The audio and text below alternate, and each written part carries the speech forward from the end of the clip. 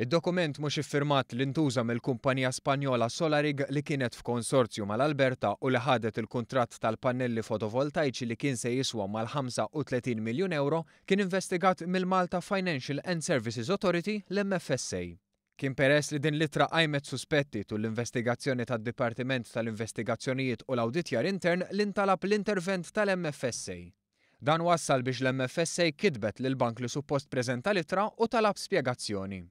Iżda l-Bank Spanjol Bankia qal li ma kienx f'pożizzjoni li jikkonferma l-awtentiċità tad-dokument li suppost ħareġ mill-Bank Bancaja.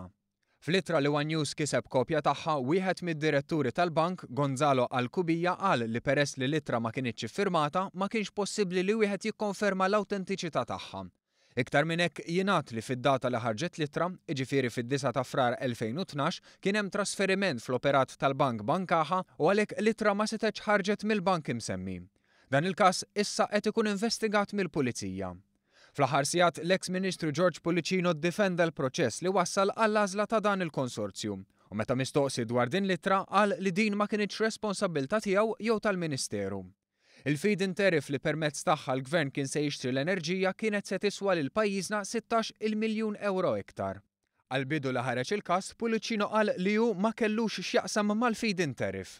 Iżda meta kien iffaċċjat bittra li turi li jaċċetta l-Ministeru tiegħu, George Pulicino ipprova jiġġustifika, anke jekk baqa' jgħid li ma kienx deċiżjoni tiegħu.